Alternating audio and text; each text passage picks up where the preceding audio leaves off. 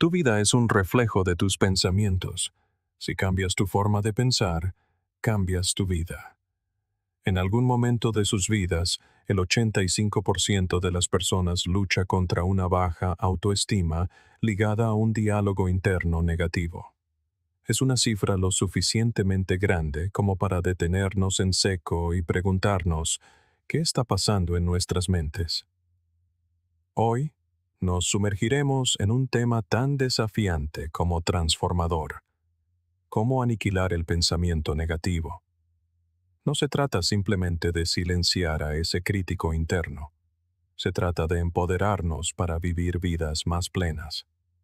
En el mundo del estoicismo, encontramos una profunda comprensión de que nuestros pensamientos no son meros susurros en la mente. Son las voces potentes que dictan nuestra felicidad y nuestro sufrimiento. La sabiduría estoica nos enseña que, aunque el mundo no se doblegue a nuestra voluntad, nuestra percepción de él depende enteramente de nosotros. Los estoicos no eran solo filósofos de la antigüedad, eran los guerreros mentales por excelencia, que luchaban contra la tiranía de los pensamientos y emociones descontrolados con racionalidad y calma interior. Hoy, estoy aquí para guiarte en la comprensión de cómo nos impactan estos pensamientos negativos y para explorar estrategias estoicas prácticas para combatirlos. Aprenderemos a aprovechar el poder de nuestra mente para construir una vida que no esté limitada por las cadenas de la negatividad, sino impulsada por las virtudes de la sabiduría, el coraje, la justicia y la templanza. Si eres escéptico, te animo a que te quedes conmigo. Esto podría desafiar algunas de tus creencias más arraigadas, pero también abrirá la puerta a un nuevo horizonte de crecimiento personal. Antes de sumergirnos, te invito a compartir este video con otras personas que también estén en su propio viaje de crecimiento personal y exploración filosófica. Y si aprecias las ideas que estamos explorando aquí y quieres apoyar nuestro viaje hacia el estoicismo, un simple y gratuito favor que te pediré es que presiones el botón de suscribirse. Comencemos. Comprendiendo el problema. El pensamiento negativo no es solo una molestia ocasional o un mal humor pasajero. Es un problema generalizado que puede impactar drásticamente cada faceta de nuestras vidas. Desde cómo nos sentimos al despertar por la mañana, hasta las decisiones que tomamos sobre nuestra salud, carrera y relaciones, estos pensamientos pueden ser debilitantes. Pero, ¿qué es realmente el pensamiento negativo? En esencia, es un patrón que nos lleva a anticipar lo peor, a socavar nuestros propios esfuerzos y, a menudo, a asumir que somos menos capaces o merecedores de lo que realmente somos. Ahora, ¿por qué caemos en esta trampa? Los filósofos estoicos creían que no son los eventos en sí mismos los que nos perturban, sino nuestras interpretaciones de estos eventos. Epicteto dijo célebremente: los hombres no se perturban por las cosas, sino por la opinión que tienen de ellas. Esta perspectiva es fundamental para entender nuestro problema con el pensamiento negativo. No es necesariamente la realidad la que nos limita, sino la lente a través de la cual vemos nuestro mundo. La exploración de la psique de Carl Jung proporciona una visión adicional. Él reconoció que gran parte de nuestro pensamiento negativo proviene de las partes menos conscientes de nuestra mente, el inconsciente personal y colectivo. Jung escribió: hasta que no hagas consciente lo inconsciente, dirigirá tu vida y lo llamarás destino. Al sacar a la luz de la examinación consciente estas creencias y sesgos inconscientes, podemos comenzar a mitigar el control que ejercen sobre nosotros. Considera por un momento el impacto que esto tiene en nuestra vida cotidiana. Ante un desafío, El pensamiento negativo puede hacernos sentir como si ya hubiéramos perdido antes de empezar, impidiéndonos tomar las mismas acciones que podrían llevarnos al éxito. Es como estar en un barco y remar con todas tus fuerzas, sin darte cuenta de que estás anclado a la orilla. No importa cuánto te esfuerces, no vas a ninguna parte. El estoicismo nos enseña a examinar nuestros pensamientos de manera crítica y lógica, a cuestionar la validez de estas suposiciones negativas. Marco Aurelio, en sus Meditaciones, nos incita a reflexionar sobre nuestros pensamientos con escrutinio y a descartar aquellos que son irracionales o inútiles.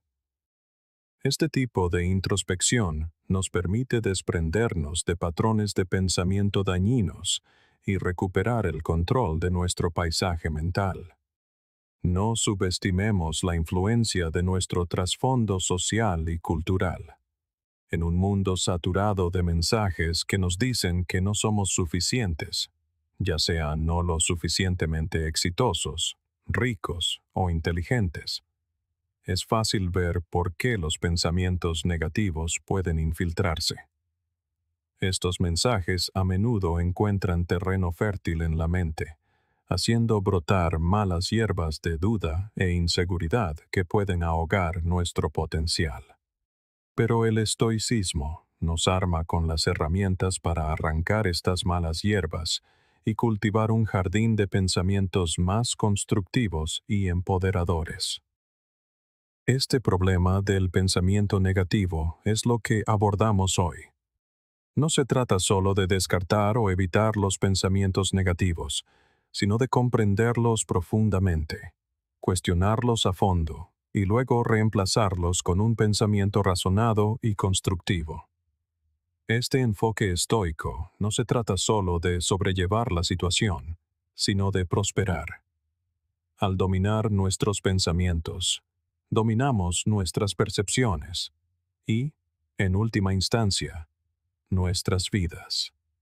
Así que, mientras continuamos, tengamos en cuenta que cada pensamiento que elegimos albergar y cada uno que decidimos desafiar es un paso hacia la vida que realmente queremos vivir. Orígenes del pensamiento negativo. Comprender los orígenes del pensamiento negativo es esencial si queremos abordarlo eficazmente. No se trata solo de identificar malos hábitos, sino de descubrir las raíces profundas que moldean nuestras percepciones e influyen en nuestro paisaje mental. Estos pensamientos a menudo brotan de diversas fuentes: nuestra crianza, las presiones sociales, los fracasos pasados y, a veces, los comentarios aparentemente intrascendentes de quienes nos rodean. Cada uno de estos puede plantar semillas de duda, miedo y limitación que pueden madurar hasta convertirse en un estado persistente de negatividad. Desde una edad muy temprana, muchos de nosotros somos introducidos en entornos que podrían no fomentar una autoestima positiva. Considera a un niño al que se le dice repetidamente que no es lo suficientemente inteligente, o un sistema educativo que parece recompensar solo la perfección. Estas experiencias pueden teñir significativamente nuestra visión del mundo. Aristóteles comentó una vez que somos lo que hacemos repetidamente. La excelencia, entonces, no es un acto, sino un hábito. Si aplicamos este pensamiento a la mente, vemos que los pensamientos negativos repetidos pueden convertirse en el hábito de vernos a nosotros mismos y a nuestras capacidades de forma disminuida. Nuestras propias experiencias de fracaso y rechazo pueden servir para reforzar estos guiones negativos. Cada vez que enfrentamos un contratiempo o encontramos críticas, puede reafirmar un diálogo interno negativo que susurra: sabía que no podría hacerlo. Esto puede convertirse en una profecía autocumplida, no porque carezcamos de capacidad, sino porque comenzamos a actuar de maneras que se alinean con nuestras creencias negativas. La idea de Platón de que la realidad es creada por la mente, que podemos cambiar nuestra realidad cambiando nuestra mente, es profundamente relevante aquí. Al examinar y desafiar nuestras interpretaciones de estos eventos, podemos empezar a desmontar los cimientos de nuestros pensamientos negativos. El miedo también juega un papel crucial en el fomento del pensamiento negativo. Es un mecanismo de protección natural que a menudo se convierte en una preocupación o ansiedad excesiva, eclipsando nuestro juicio racional. El miedo al fracaso, el miedo a lo desconocido y el miedo al rechazo pueden conducir al pensamiento catastrófico, donde la mente salta a los peores resultados posibles.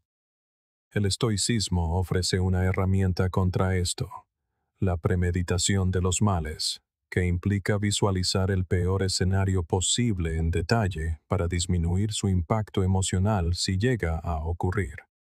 Carl Jung sugirió: hasta que no hagas consciente lo inconsciente, dirigirá tu vida y lo llamarás destino.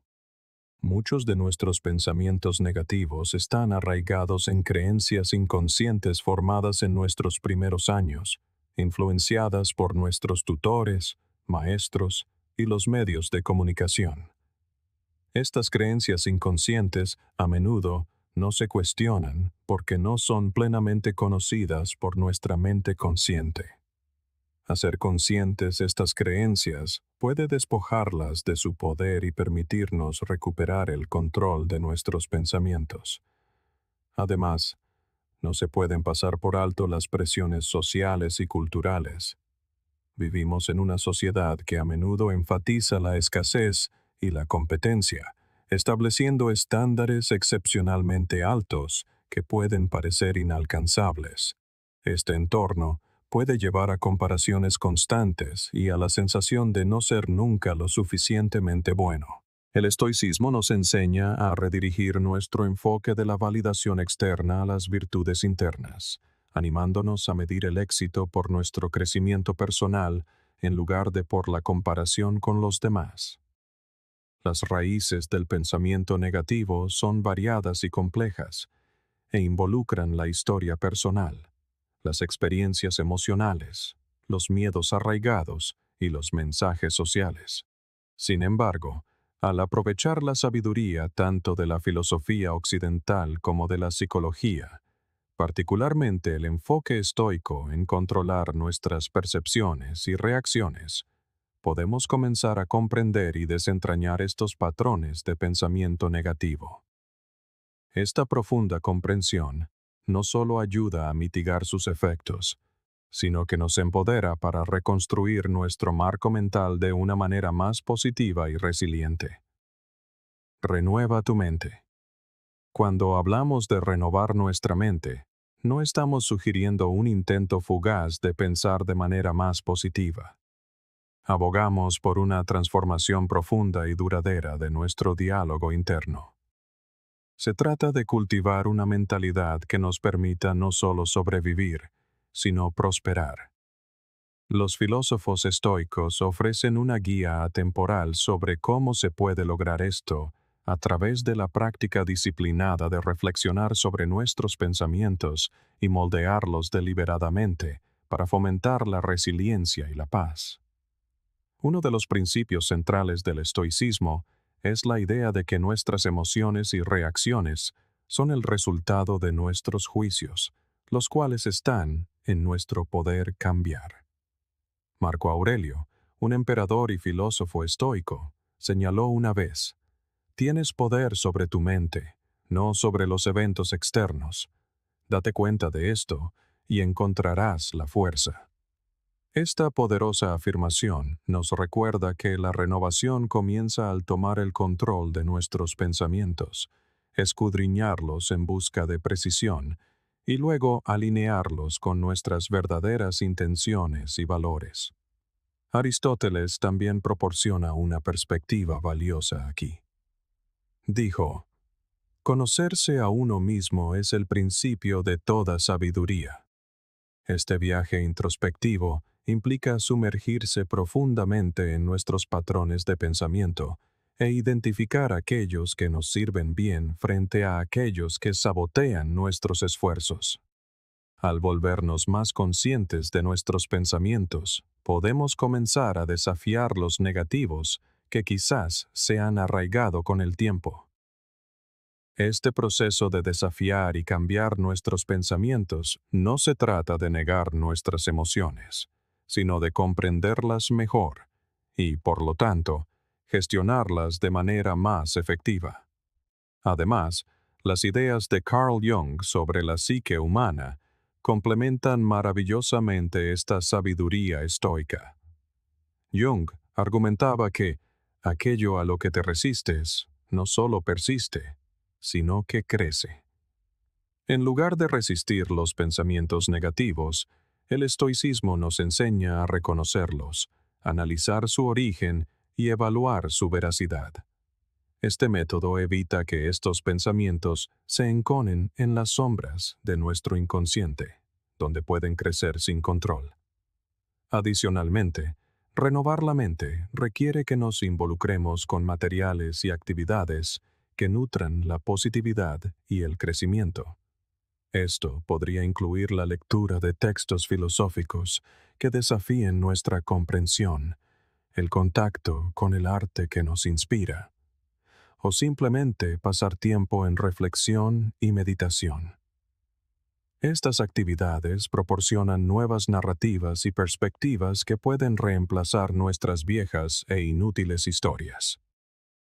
La insistencia de Sócrates en la importancia de vivir una vida examinada juega un papel crucial aquí. Al examinar continuamente nuestras creencias y los pensamientos que surgen de ellas, nos involucramos en un proceso de renovación mental que mantiene nuestras mentes ágiles y nuestros espíritus alineados con nuestros objetivos filosóficos. Este examen continuo no es meramente una tarea, sino una forma de vivir que mantiene nuestro mundo interno fresco y en sintonía con la realidad de nuestras experiencias. Platón también enfatizó la importancia de alinearse con las formas, las versiones ideales de la justicia, la belleza y la bondad. De manera similar, renovar nuestra mente puede verse como un esfuerzo por alinear nuestros pensamientos con las versiones más virtuosas y empoderadas de nosotros mismos. Al aspirar a estos ideales, forjamos un autoconcepto que es robusto, compasivo y profundamente sabio. Para poner todo esto en práctica, podemos comenzar cada día con una simple afirmación o una reflexión estoica que establezca el tono para el tipo de pensamientos que deseamos cultivar. Ya sea una cita de Epicteto sobre el poder de nuestras respuestas o un mantra junguiano que nos recuerde la fuerza que se encuentra al enfrentar nuestras sombras, estas prácticas diarias son los bloques de construcción para una mente renovada. Rodéate de positividad. Este principio implica elegir conscientemente nuestro entorno, las personas, los lugares y los medios que apoyan y mejoran nuestro bienestar mental y emocional. Como aconsejó célebremente Séneca, asóciate con personas que puedan mejorarte. Esta guía nos anima a ser selectivos con nuestra compañía y a cultivar relaciones que nos inspiren y desafíen a crecer. Aristóteles también abordó la importancia de la compañía que mantenemos cuando discutió la amistad. Clasificó las amistades en 3 tipos: las de utilidad, las de placer y las del bien. La forma más elevada y valiosa de amistad, la amistad del bien, se basa en el respeto mutuo y la admiración por las virtudes del otro. Estas son las relaciones que nos animan a convertirnos en mejores versiones de nosotros mismos. Son inherentemente positivas, porque están arraigadas en una búsqueda mutua de la virtud y la excelencia. Además, la alegoría de la caverna de Platón nos enseña sobre el impacto de nuestro entorno en nuestra percepción de la realidad. Quienes vivían en la cueva creían que las sombras proyectadas en las paredes eran la realidad, porque era todo lo que habían conocido. Cuando uno de ellos escapa y ve el mundo exterior, se da cuenta de las limitaciones de su entendimiento y se vuelve capaz de alcanzar un estado superior de conocimiento. Esta metáfora ilustra maravillosamente cómo expandir nuestro entorno para incluir influencias positivas e iluminadoras puede cambiar profundamente nuestra perspectiva y comprensión. Las ideas de Carl Jung sobre el inconsciente colectivo y los arquetipos también proporcionan una visión de la importancia de rodearse de positividad. Según Jung, nuestra psique está influenciada por recuerdos e ideas compartidos que forman el inconsciente colectivo. Estos elementos culturales compartidos moldean cómo percibimos el mundo y a nosotros mismos. Al elegir entornos que son de apoyo y positivos, podemos influir en los arquetipos que dominan nuestras narrativas personales, pasando de aquellos que enfatizan el miedo y la insuficiencia a aquellos que encarnan la fuerza y la autorrealización. En términos prácticos, rodearse de positividad significa más que solo estar cerca de gente alegre. Implica consumir contenido y participar en actividades que refuercen nuestros objetivos filosóficos y de vida. Significa participar en comunidades, tanto en línea como fuera de línea, donde las discusiones se basan en el aliento y la retroalimentación constructiva en lugar de la crítica y la negatividad. Requiere que seamos vigilantes con los medios que consumimos, optando por libros, películas y programas que inspiren y eduquen, en lugar de aquellos que perpetúan el miedo o la desesperación. También significa crear un ambiente en el hogar y en el trabajo que refleje los valores y virtudes que admiramos. Esto puede ser tan simple como mantener un espacio de vida limpio y organizado, que según la práctica estoica, refleja una mente limpia y organizada. O podría implicar decorar nuestros espacios con arte y símbolos que nos recuerden nuestros compromisos filosóficos, como el coraje, la justicia, la moderación y la sabiduría. Las palabras de Séneca resuenan a través del tiempo cuando escribe: aférrate a tus entusiasmos juveniles, podrás usarlos mejor cuando seas mayor. Al rodearnos de positividad, esencialmente nos aferramos o cultivamos entusiasmos que se alinean con nuestra mejor naturaleza. Esto no solo mejora nuestras propias vidas, sino que también establece un estándar y un faro para otros que forman parte de nuestros círculos, creando así un efecto dominó de positividad. Toma acción estoica. En nuestro viaje para superar el pensamiento negativo, los estoicos nos recuerdan que la comprensión y la intención por sí solas no son suficientes. La acción es esencial, como lo expresó tan sucintamente Epicteto. Primero, dite a ti mismo en qué te convertirías, y luego haz lo que tengas que hacer. Esta directiva directa subraya una profunda verdad estoica. Nuestros ideales deben manifestarse a través de nuestros actos, no solo de nuestros pensamientos. Actuar en el sentido estoico significa adoptar comportamientos y prácticas que refuercen nuestros ideales filosóficos.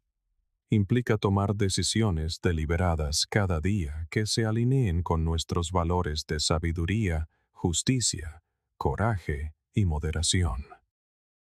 Al encarnar estas virtudes en nuestras acciones, desafiamos los pensamientos negativos que afirman que somos incapaces o indignos, reescribiendo así nuestra narrativa hacia una de empoderamiento y autoeficacia. Aristóteles también enfatiza la importancia de la acción en su doctrina del término medio, donde la virtud no es solo un estado mental, sino un estado del carácter que resulta de la práctica habitual de elegir el término medio entre el exceso y la deficiencia.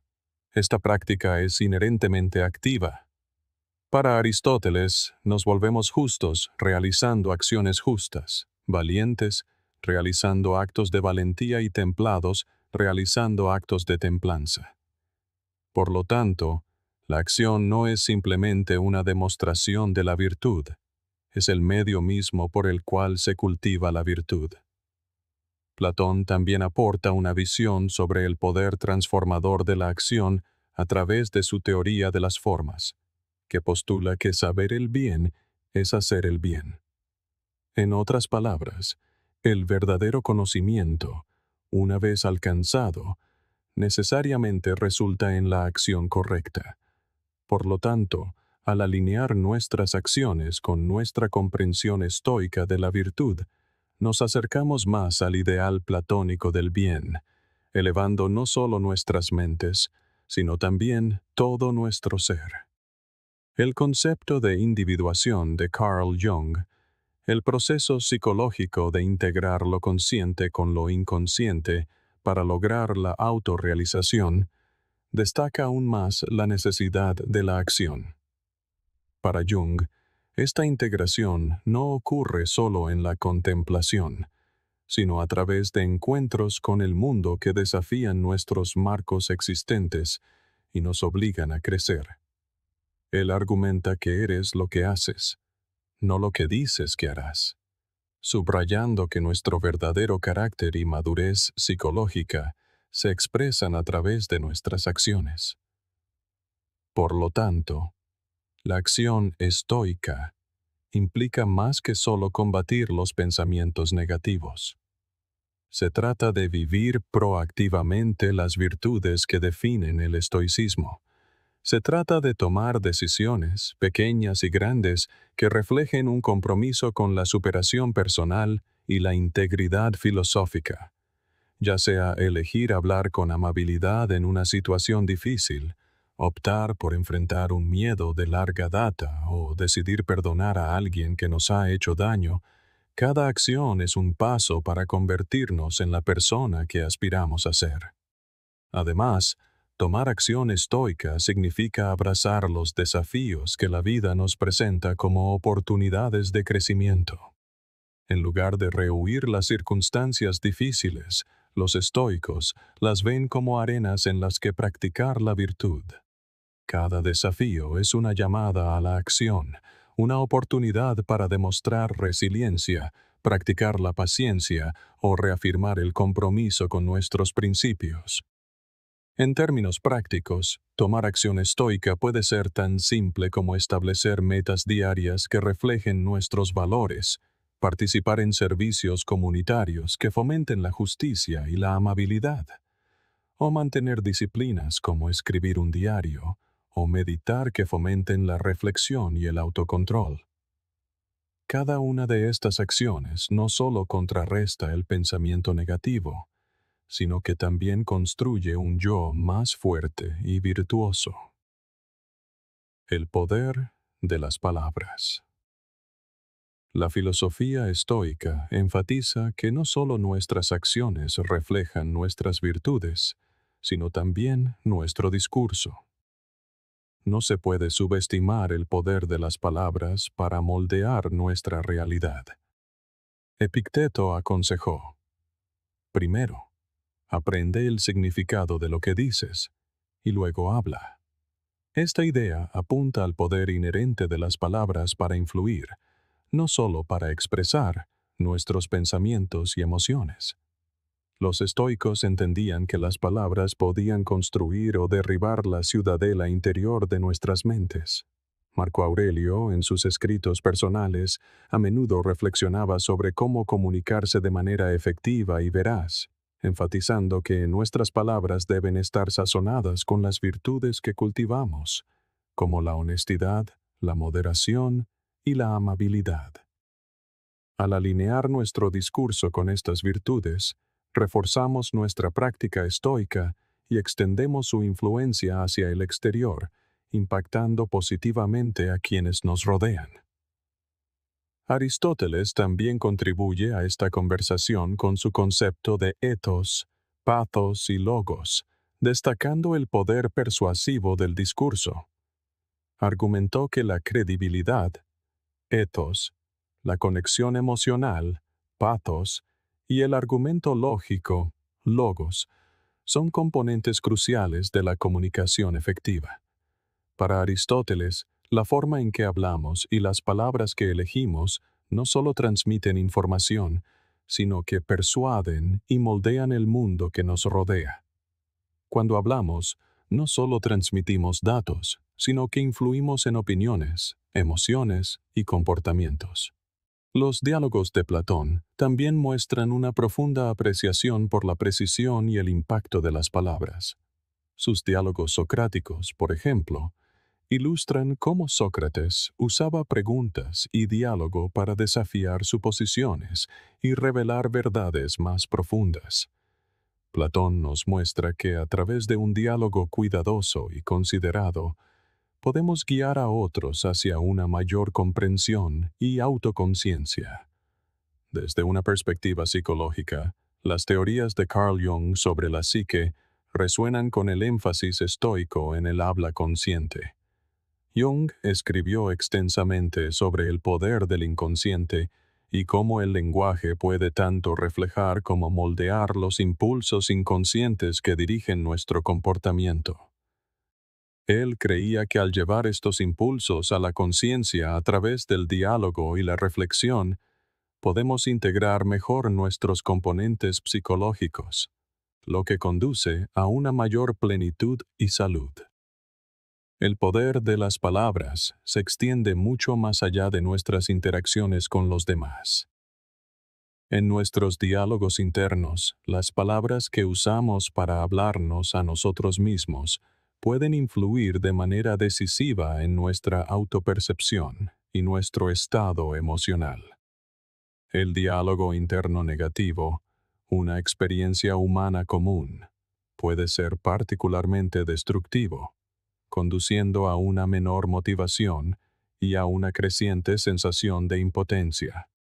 Por el contrario, un diálogo interno positivo, arraigado en las virtudes estoicas, puede empoderarnos y elevarnos.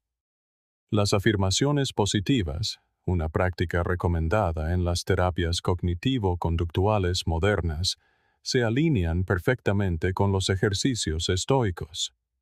Estas afirmaciones no consisten en engañarnos con declaraciones poco realistas, sino en reforzar la fortaleza y la resiliencia que provienen de una comprensión estoica del control y la virtud.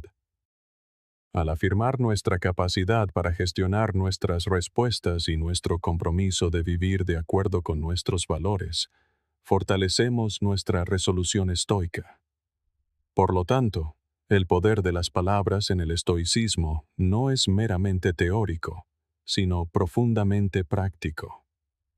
Abarca nuestros diálogos con los demás, nuestros monólogos internos e incluso la forma en que nos relacionamos con la cultura en general.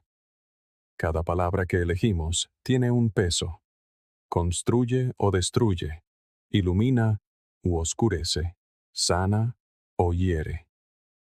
Mientras continuamos cultivando las virtudes estoicas, seamos siempre conscientes del poder transformador de nuestras palabras para moldearnos a nosotros mismos, influir en los demás y crear un mundo más alineado con la razón, la virtud y la sabiduría.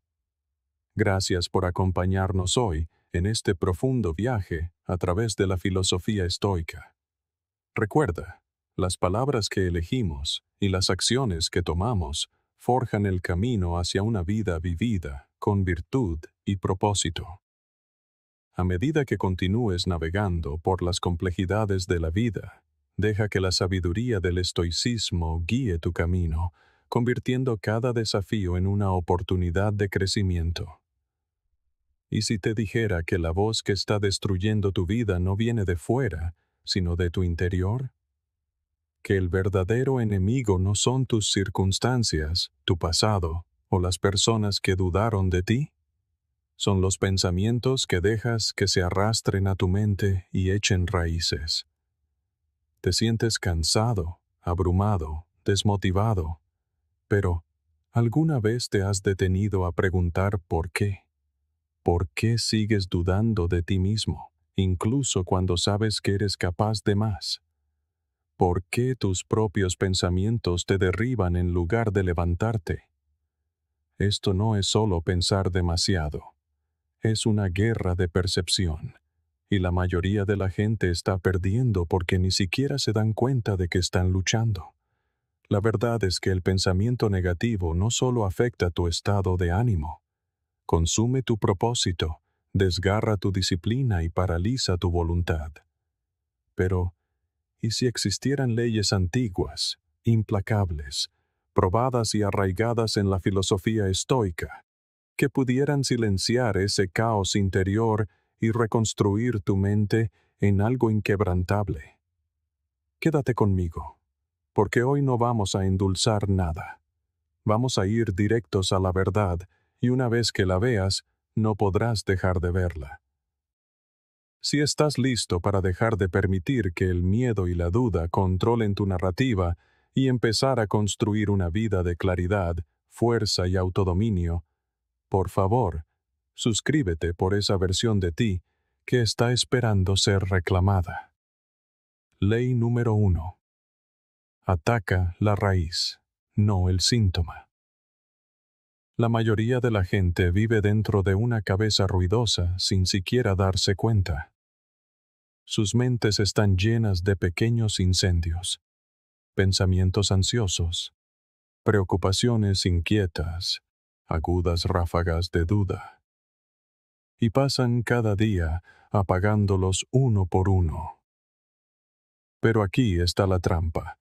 No importa cuántas veces los apagues, siempre vuelven. ¿Por qué? Porque estás tratando los síntomas, no las fuentes. Estás ocupado calmando el ruido, pero no te preguntas de dónde viene. El estoicismo nos enseña que la mente no es una tormenta aleatoria, es un patrón. Y cuando no examinamos ese patrón, sufrimos los mismos ataques mentales una y otra vez. Aquí es donde comienza el verdadero autodominio. No reaccionando, sino investigando. Significa ser honesto sobre lo que hay debajo del pensamiento, del miedo, de la historia, de la herida. Digamos que tu mente sigue susurrando. Te estás quedando atrás. La mayoría de la gente intentará distraerse, navegando por redes sociales, comiendo, sumergiéndose en trabajo superficial. Pero el estoico respira hondo y cava más profundo. ¿Realmente me estoy quedando atrás o me estoy comparando con alguien que ni siquiera vive mi vida? ¿O quizás estoy atando mi valor a la línea de tiempo de otra persona?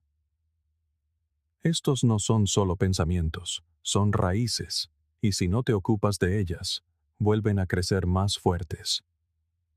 Epicteto dijo, no es lo que te sucede, sino cómo reaccionas a ello lo que importa. Pero tu reacción no es solo emocional, también es habitual, y los hábitos provienen de raíces. Carl Jung dijo una vez, hasta que no hagas consciente lo inconsciente, dirigirá tu vida, y lo llamarás destino. Esa frase golpea con fuerza, porque la mayor parte de nuestro sufrimiento no proviene del mundo, proviene de las cosas que llevamos dentro y que nunca miramos. Ese miedo al juicio que cargas no es solo un rasgo de personalidad, es una raíz. Probablemente comenzó hace años, quizás en la infancia, en el momento en que sentiste que ser tú mismo no era suficiente. Y ahora, cada decisión que tomas, lo que dices, lo que vistes, lo que ocultas, está moldeado por esa raíz.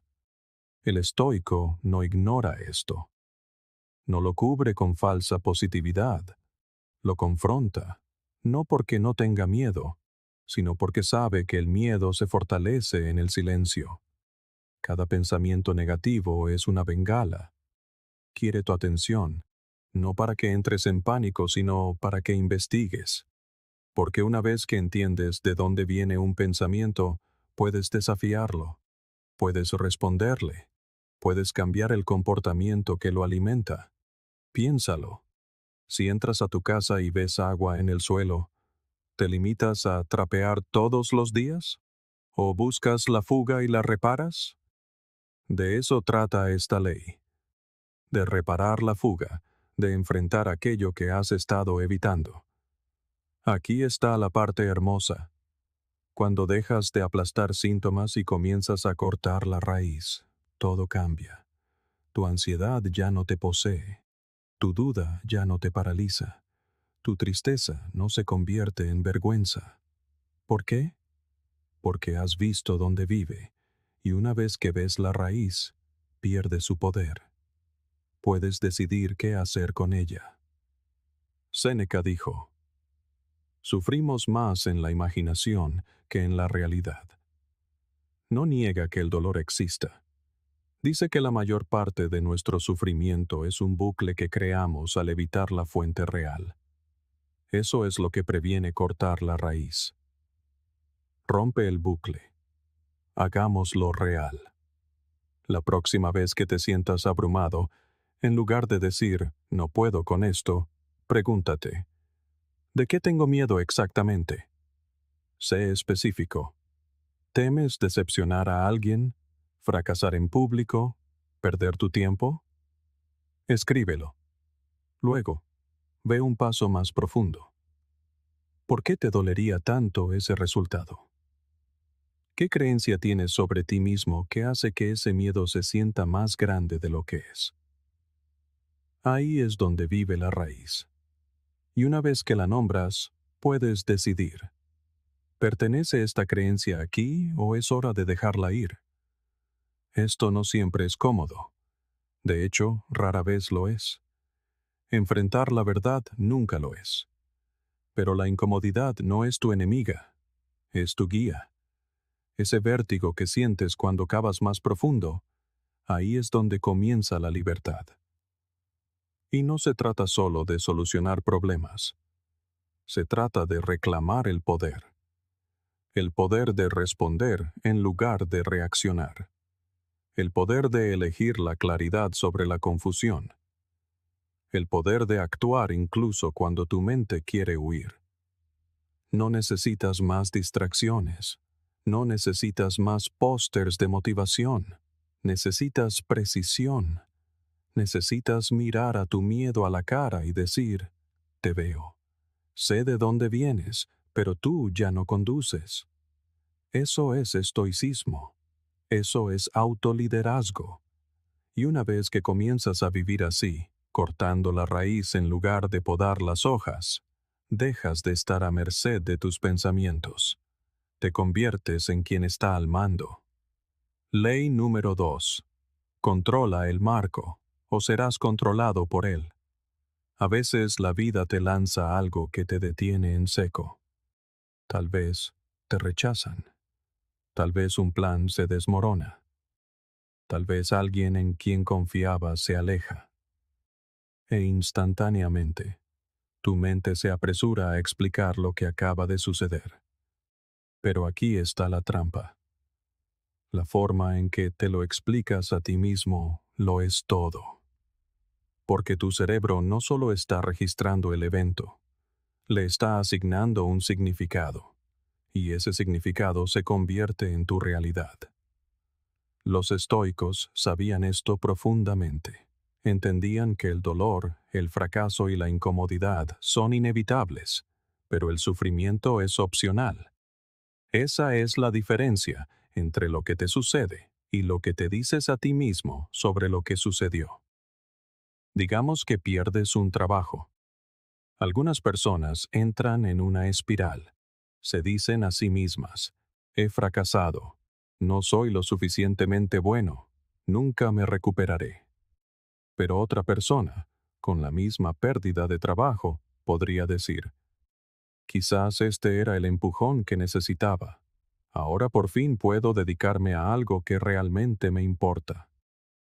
Mismo evento, diferente marco, y ese marco lo cambia todo. Epicteto dijo una vez, los hombres no se perturban por las cosas, sino por las opiniones que tienen de ellas. no está endulzando nada. Te está recordando que la historia que le atribuyes al momento tiene más poder que el momento mismo. ¿Alguna vez has notado cómo algunas personas parecen inalterables ante el caos? No es que no sientan nada, es que han entrenado sus mentes para reencuadrar más rápido. Cuando algo sale mal, no caen en la desesperación. Hacen una pausa. Giran. Hacen mejores preguntas. Eso es lo que enseña el estoicismo. No a fingir que la vida no duele, sino a elegir una respuesta que te fortalezca en lugar de romperte. Así que la próxima vez que la vida te golpee con algo inesperado, prueba esto. En lugar de decir, esto no es justo, di, ¿qué puedo aprender aquí? En lugar de, no puedo con esto, pregunta, ¿qué parte de mí está siendo puesta a prueba en este momento? En el momento en que haces una pregunta más fuerte, construyes una mente más fuerte. Carl Jung lo expresó así. Todo depende de cómo vemos las cosas y no de cómo son en sí mismas. Esa es una verdad profunda, porque gran parte de lo que llamamos realidad es solo nuestra interpretación mental de ella. Creemos que estamos viendo el mundo con claridad, pero a menudo solo lo vemos a través de viejas heridas, miedos y expectativas. Tu percepción se convierte en tu prisión o en tu poder. Si tu voz interior siempre enmarca las cosas como ataques personales, fracasos o contratiempos, entonces, por supuesto, la vida se sentirá pesada. Pero cuando tu mente comienza a decir, esto es un desafío, o esto es parte del proceso, o incluso, esto es entrenamiento, entonces asumes la propiedad. Comienzas a controlar el marco en lugar de ser controlado por él. Y seamos honestos, la mayoría de la gente no hace esto. La mayoría entrega la pluma y deja que el miedo, la vergüenza o viejas programaciones escriban el guión. Algo sale mal, y de repente, toda su identidad se desmorona. Pero tú no. Ya no. Estás aquí porque quieres soberanía. Quieres entrenar tu mente no solo para sobrevivir a la dificultad, sino para liderar a través de ella. Eso comienza por captar el momento en que tu diálogo interno se activa y elegir una historia mejor. Seamos prácticos. Digamos que alguien critica tu trabajo. Tu primer instinto podría ser tomarlo como algo personal. No me respetan, no debo ser lo suficientemente bueno. Pero da un paso atrás. Controla el marco. Esto es retroalimentación. Me están afilando. O alguien que te importa te ignora. Tu mente podría querer entrar en espiral. Debo ser indigno de amor. Deténla. Dale la vuelta. Eso dice más sobre su claridad que sobre mi valor. Los hechos no cambian, pero el peso emocional sí. Alivias la carga eligiendo un marco arraigado en el crecimiento, no en la derrota. Marco Aurelio escribió, tienes poder sobre tu mente, no sobre los acontecimientos externos. Date cuenta de esto, y encontrarás la fuerza. Eso es enmarcar. Es recordarte a ti mismo que, sin importar lo que suceda ahí fuera, tú sigues controlando lo que sucede aquí dentro, tus pensamientos, tus significados, tus reacciones.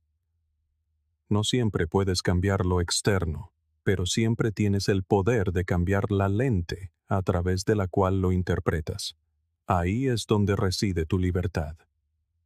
Y escucha, no se trata de positivismo falso, no se trata de fingir que la vida es fácil o que nunca te hieren. Se trata de claridad. Porque una vez que te das cuenta de que tu historia determina tu fuerza, dejas de hacer el papel de víctima y comienzas a dar forma a tu propia realidad. Dejas de preguntar, ¿por qué me pasa esto a mí? Y empiezas a preguntar, ¿cómo puedo usar esto? Y ese simple cambio puede alterar toda tu dirección. Piensa en la última vez que algo te derribó. no solo en lo que pasó, sino en lo que te dijiste al respecto. Esa historia moldeó cómo te sentiste, cómo actuaste, qué hiciste a continuación. Entonces, ¿y si eligieras una nueva historia? ¿Y si hicieras de eso tu práctica diaria? Te despiertas. Algo te molesta. Haces una pausa y dices, este es mi entrenamiento de paciencia. Alguien te rechaza. Esto me está enseñando a validarme a mí mismo. Fracasas en algo. Esto es combustible para mejorar. Cuanto más haces esto, más se convierte tu mente en una herramienta de fortaleza en lugar de una trampa de estrés. El mundo te va a poner a prueba. Eso no es una pregunta. La pregunta es, ¿dejarás que cada contratiempo te defina o aprenderás a definir tú el contratiempo? ¿Dejarás que la vida controle tu marco o tomarás el marco en tus propias manos y lo doblarás hacia el significado, la disciplina y la resiliencia? Ley número 3. Construye una mente que sea una fortaleza, no una puerta de entrada. La mayoría de la gente no se da cuenta de lo expuesta que está su mente. Se despiertan e instantáneamente revisan sus teléfonos.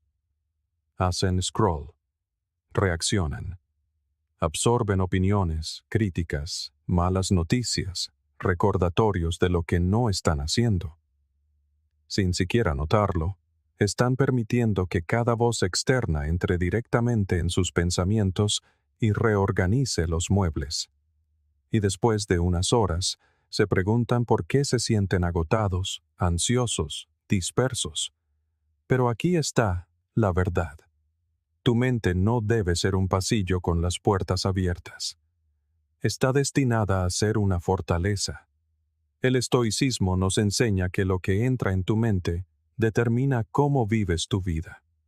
Y si no controlas las puertas, alguien más lo hará. Piénsalo.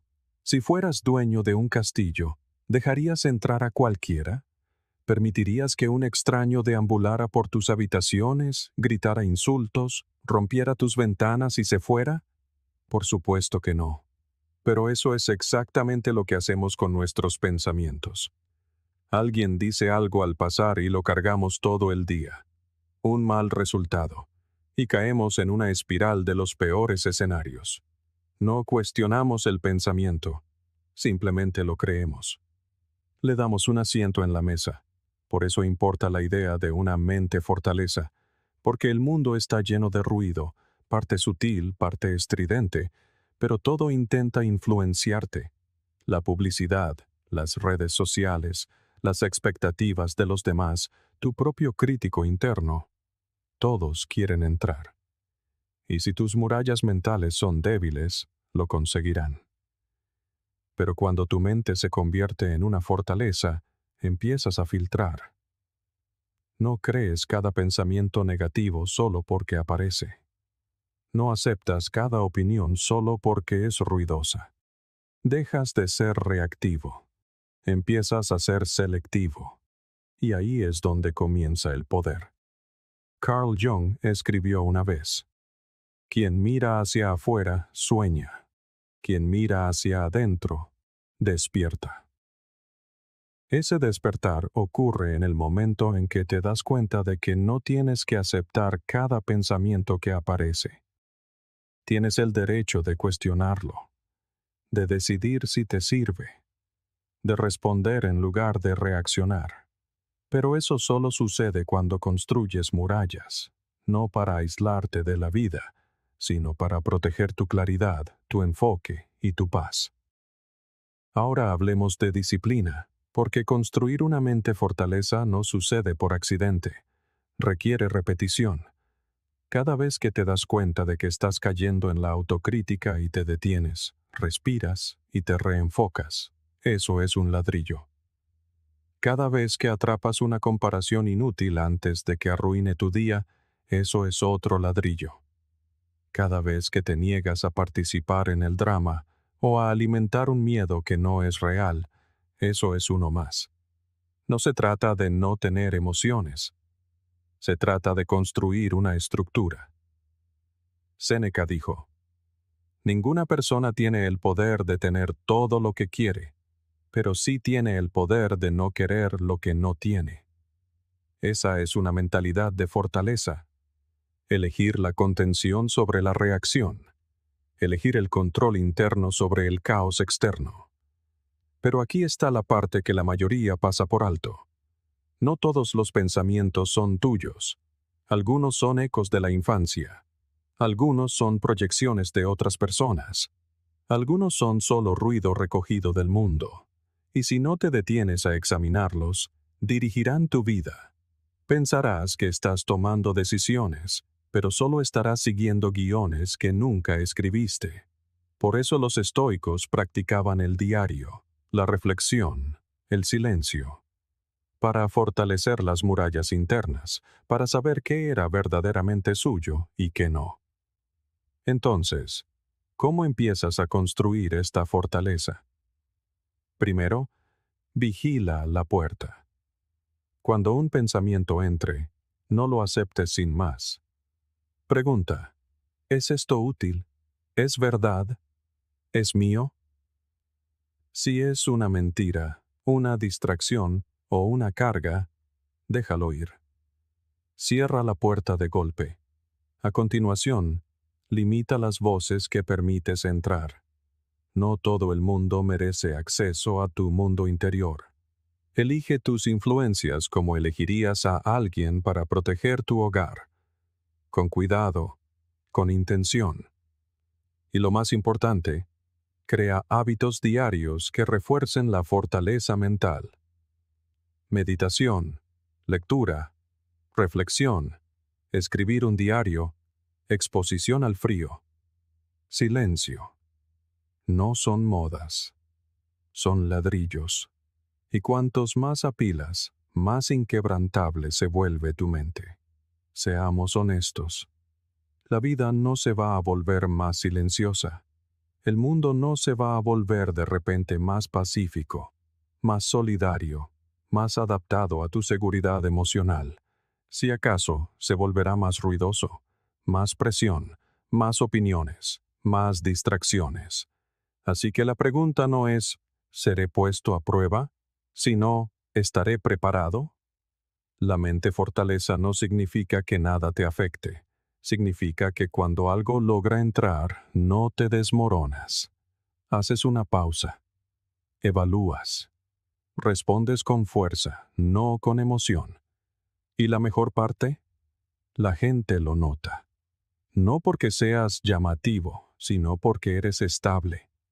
Te conviertes en esa persona que no entra en pánico cuando las cosas van mal, que no cotillea cuando todos los demás están en una espiral, que escucha más de lo que habla, que no necesita demostrar nada porque ha construido algo en su interior que habla por sí mismo. Ese tipo de presencia no se construye de la noche a la mañana, pero se construye día a día, pensamiento a pensamiento, muralla a muralla. Ley número 4. Desapégate de lo que no puedes controlar. Comienza con buenas intenciones. Te importa algo o alguien y, naturalmente, quieres que salga bien. Quieres tener éxito, ser visto, sentirte apreciado, sentirte seguro. Y al principio, eso parece inofensivo. Pero poco a poco, ese interés se convierte en apego. De repente, no solo estás dando lo mejor de ti en el trabajo, estás atando tu autoestima a si tu jefe te elogia. No solo estás disfrutando de una relación, estás dependiendo de ella para sentirte completo. No solo estás usando las redes sociales, estás dejando que los números decidan si hoy fue un buen día o no. Y ahí es donde las cosas empiezan a romperse.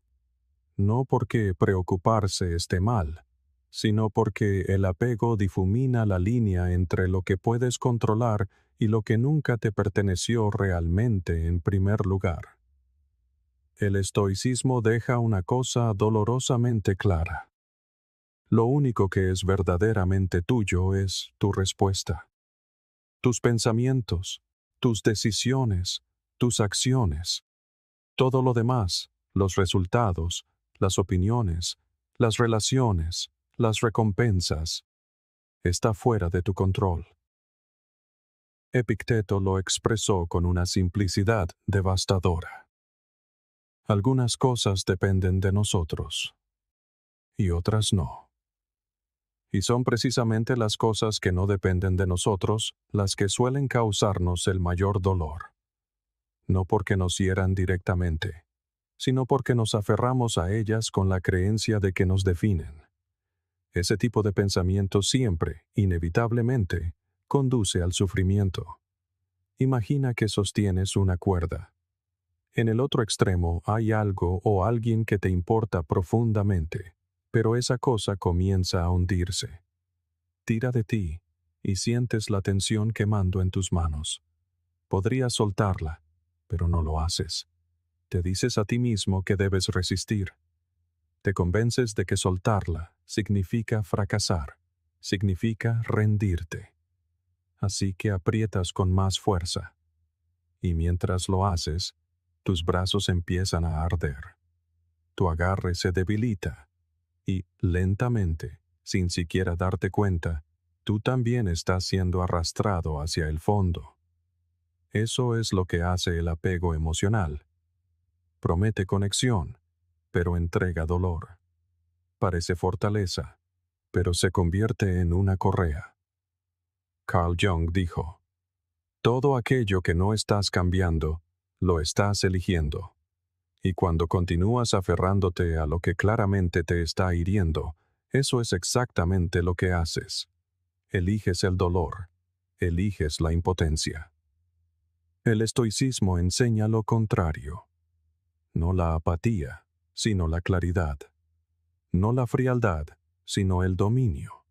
El desapego no consiste en volverse insensible o distante. Consiste en separar tu paz interior de aquello que no puedes predecir.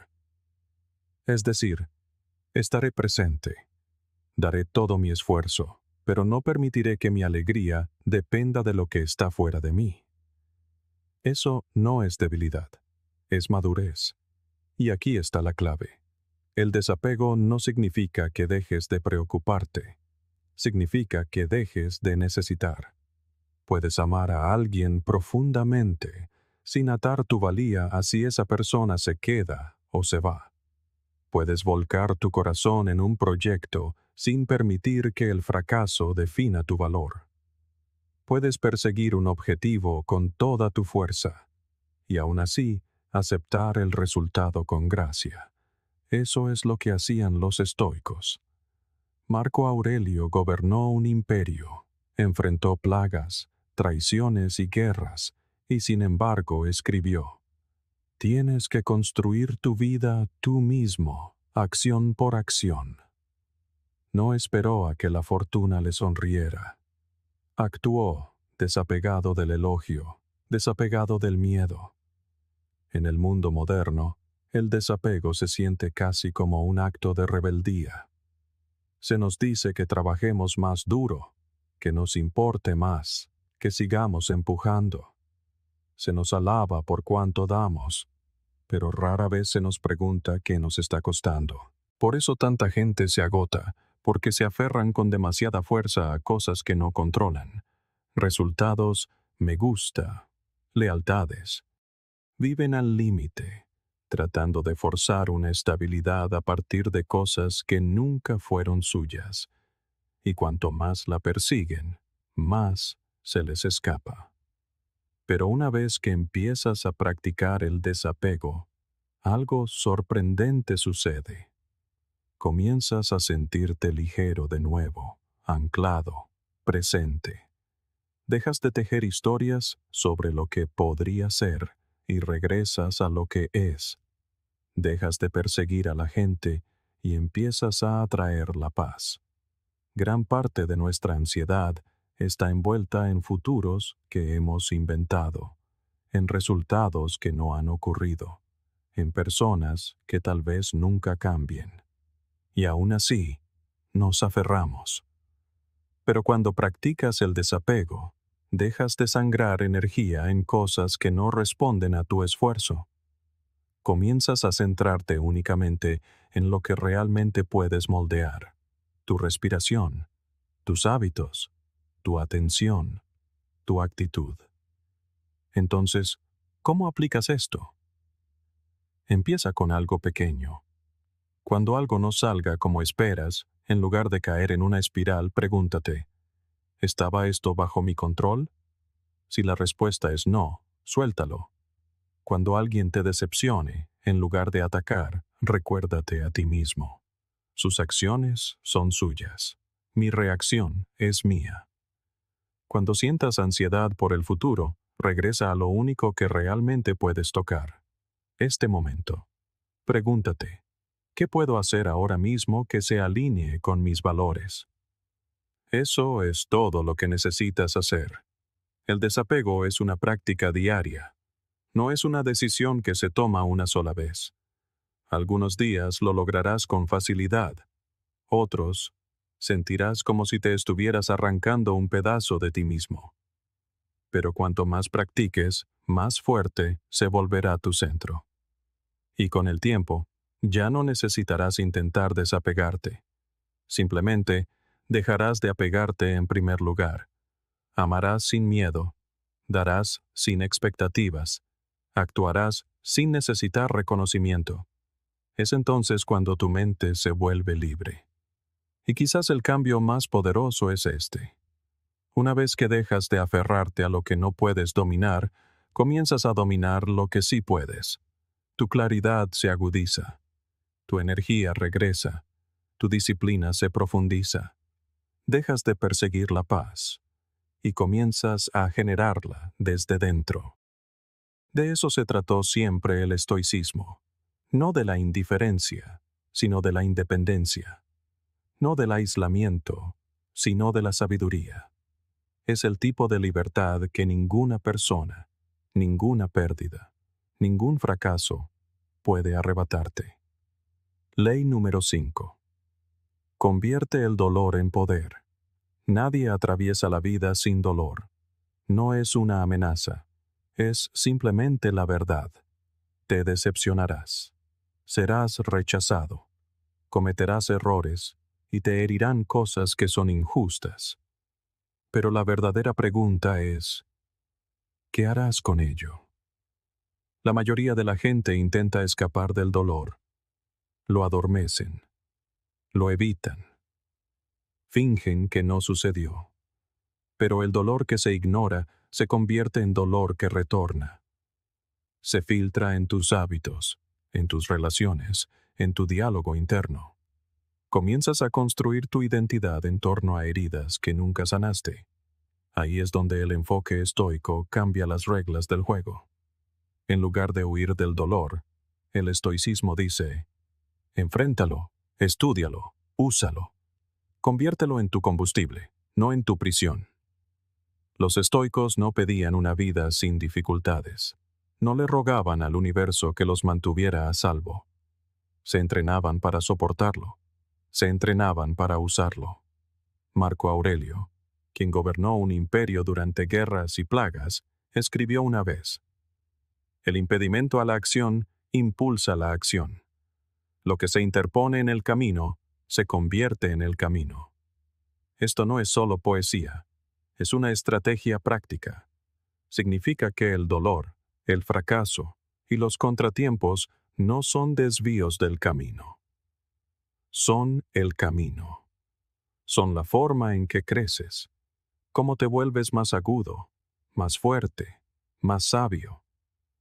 Pero solo si dejas de tratar el dolor como una maldición y comienzas a tratarlo como un maestro.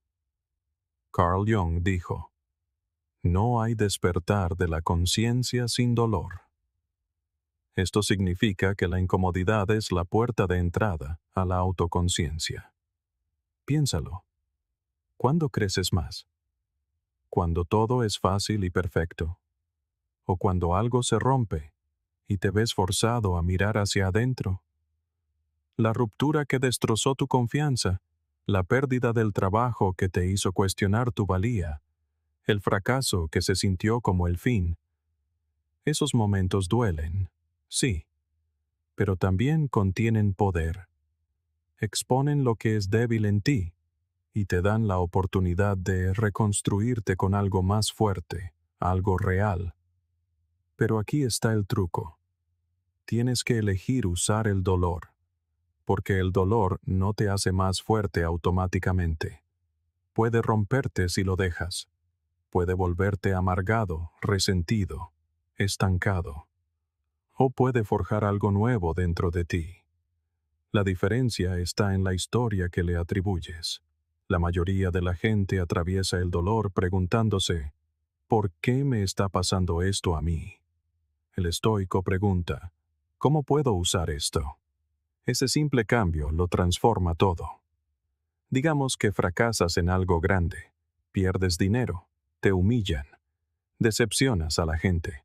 Podrías caer en la vergüenza, esconderte, dejar que ese fracaso defina tu identidad. O podrías analizarlo. Preguntar, ¿qué reveló esto sobre mí? ¿Dónde no estaba preparado? ¿Dónde fui demasiado confiado? ¿Qué patrones necesito cambiar? Cuando haces eso, el fracaso se convierte en información, se convierte en una palanca, se convierte en tu ventaja. Séneca dijo, las dificultades fortalecen la mente, como el trabajo fortalece el cuerpo. Y lo decía en serio. El dolor, cuando se abraza correctamente, se convierte en la pesa que construye tu músculo mental. El rechazo es otra forma de poder si dejas de tomarlo como algo personal. ¿No encajaste en las expectativas de alguien? Genial. Ahora tienes espacio para construir las tuyas. ¿Alguien se fue? Bien. Acabas de recibir claridad, y la claridad es una de las armas más subestimadas en el camino hacia el poder personal. Cada no que escuchas te enseña más sobre tu sí. Cada puerta que se cierra es un filtro que agudiza tu dirección. Pero para usar el dolor de esta manera, necesitas disciplina. Disciplina emocional. La capacidad de sentarte con el dolor el tiempo suficiente para entenderlo, sin dejar que te destruya. Ahí es donde entra la práctica estoica de la reflexión. Escribir un diario, el silencio, la quietud. Cuando algo duela, no te limites a reaccionar. Observa, escríbelo, desmenúzalo. ¿Qué fibra tocó dentro de ti? ¿Qué creencia desafió? ¿Qué fortaleza reveló que no sabías que tenías? No se trata de suprimir el dolor, sino de metabolizarlo, de convertirlo en nutrición mental. Ahora imagina lo que sucede cuando comienzas a hacer esto de manera consistente. Cuando tu respuesta predeterminada a los contratiempos no es el pánico o la autocompasión, sino el análisis y la acción. Pierdes, y en lugar de colapsar, te inclinas hacia el problema. Te critican, y en lugar de tomarlo como una herida, lo tomas como retroalimentación.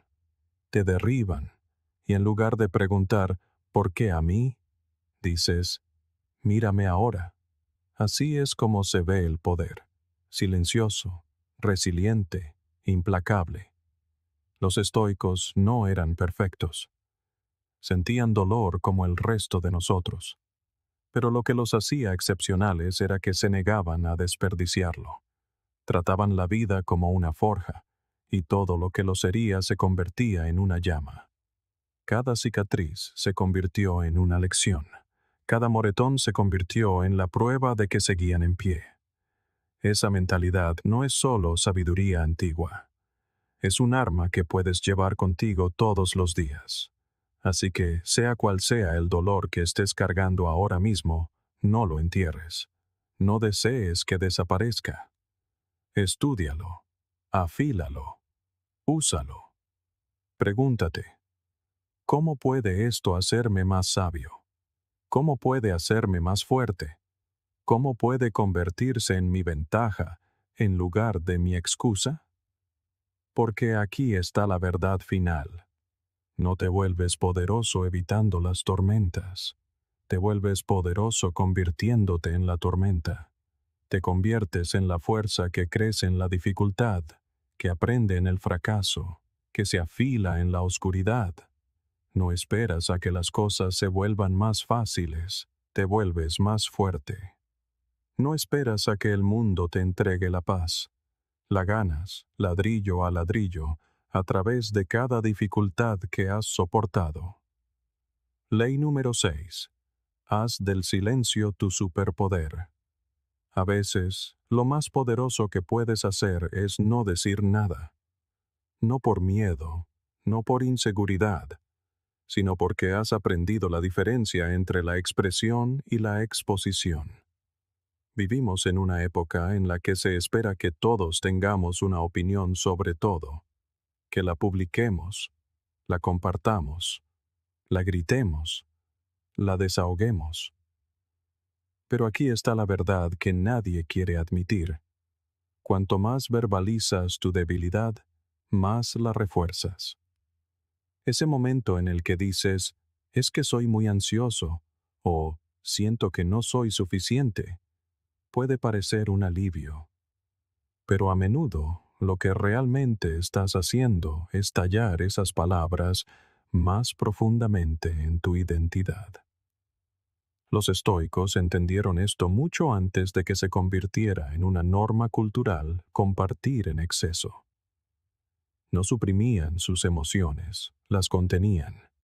No fingían fortaleza, cultivaban el silencio como una forma de poder. Los pensamientos negativos prosperan con el volumen. Cuanto más fuerte los pronuncias, más eco hacen. Y cuanto más eco hacen, más reales se sienten. ¿Alguna vez has notado cómo decir algo en voz alta puede hacerlo de repente más pesado, más dramático, más intenso? Es porque ya no solo lo estás pensando, lo estás interpretando. Le estás dando forma, voz, significado, y tu cerebro está escuchando. Marco Aurelio escribió: las cosas en las que piensas determinan la calidad de tu mente. Ahora, añade el habla a esa mezcla y el efecto se multiplica.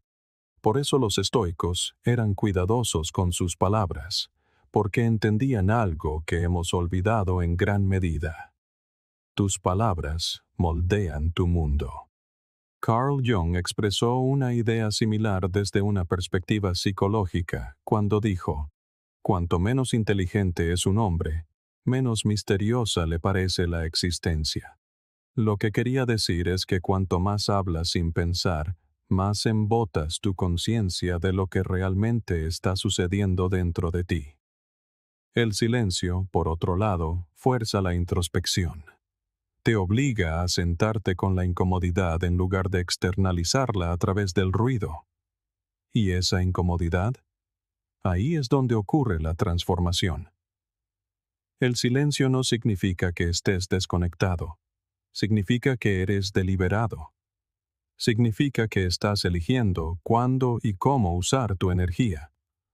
Porque aquí está la cuestión.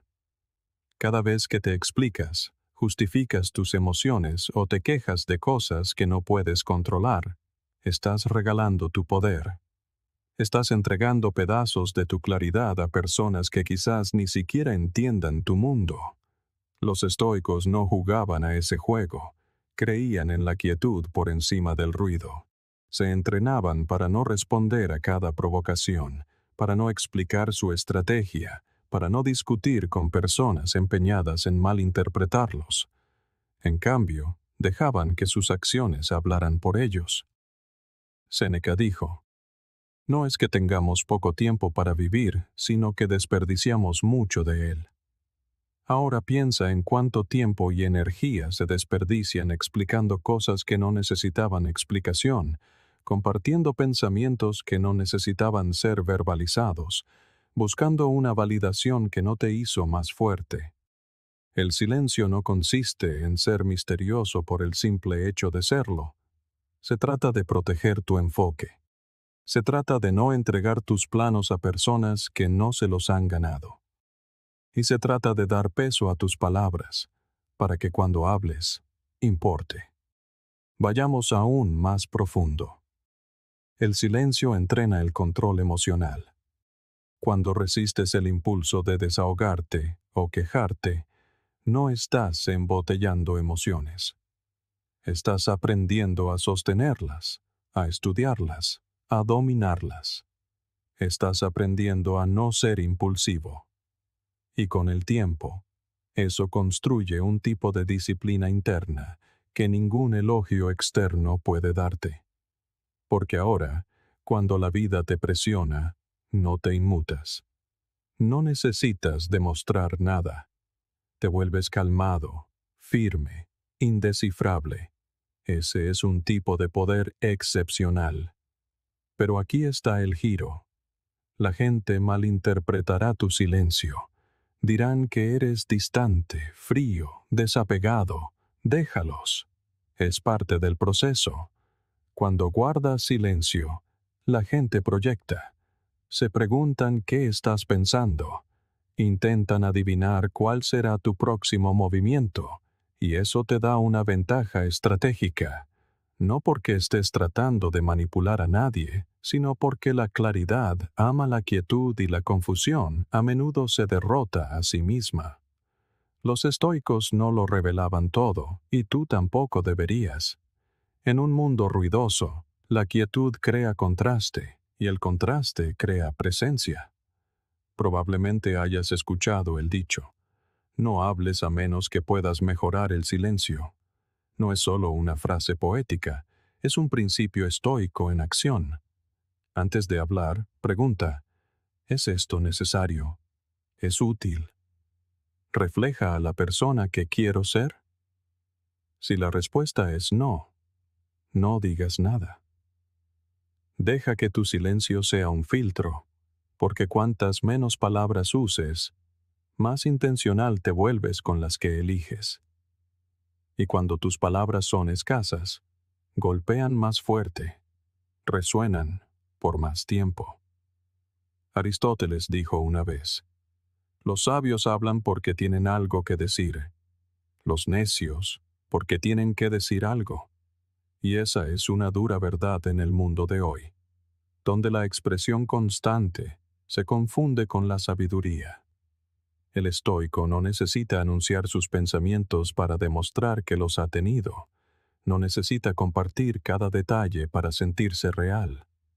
Se mueve con presencia, habla con intención y mantiene su mundo interno sagrado. Entonces, ¿cómo empiezas a hacer del silencio tu fortaleza? Comienza practicando la contención.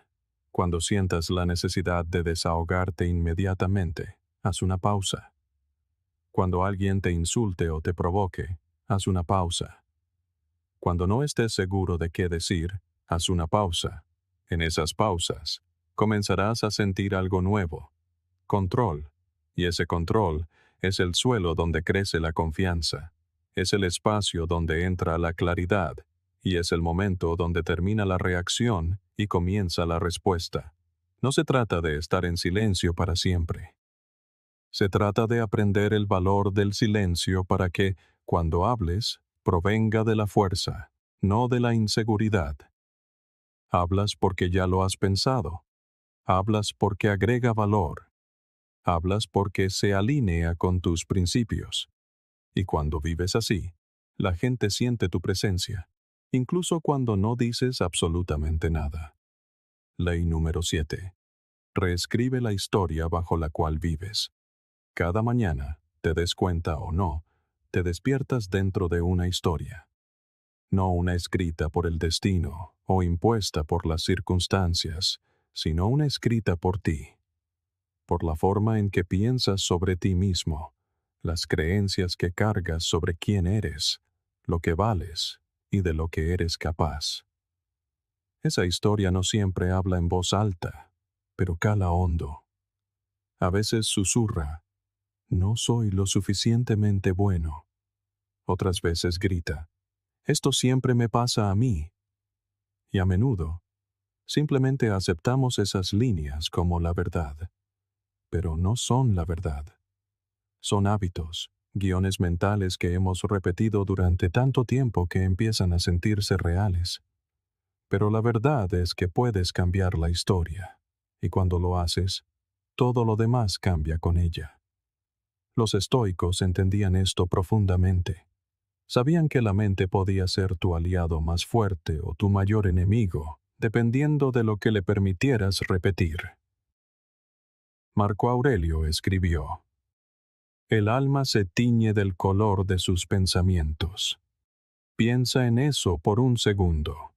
Si alimentas constantemente tu mente con el lenguaje de la limitación, el miedo o la duda, tu identidad lentamente adquiere ese color.